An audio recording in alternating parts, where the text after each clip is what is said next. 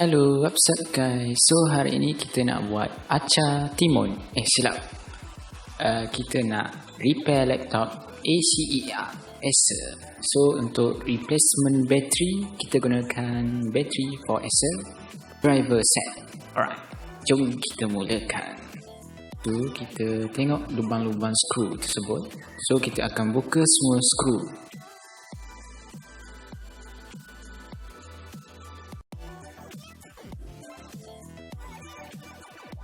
So kita masukkan skru dan pusing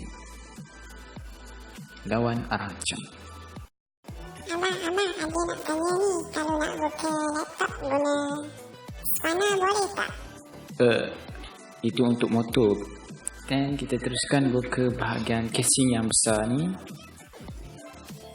Abang, ada nak tanya ni, kalau macam ikatan apa yang susah nak buka? Oh, itu ikatan cinta lah namanya. Sebab cinta memerlukan dua perasaan untuk digabungkan. Kalau satu perasaan saja, ia dipanggil pinta. Sini dia ada kabel di sini. So, kita terus tarik kabel ni secara perlahan-lahan. Dan berhati-hati. Supaya kabel tu tak putus. So, kita putus. Kita break. Saya terpaksa tinggalkan awak.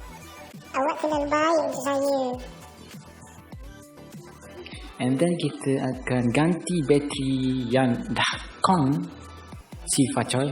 Okay, yang dah kong, yang dah tak ada becas ni, dengan bateri yang baru. So kita buka bateri baru.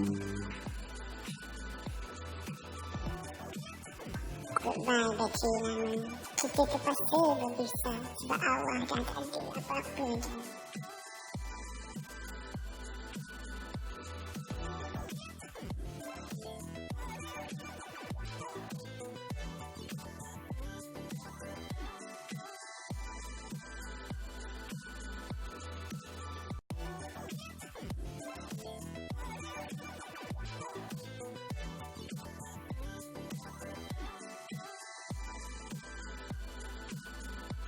And then kita dah siap, so kita akan test.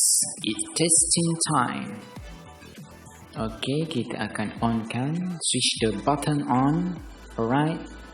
So kita dapat tengok di sini lampu LED dia dah menyala. Lampu materi dah menyala. So selesai. Kalau korang nak lagi video berkaitan laptop dan komputer, sila follow IG saya. Senpai.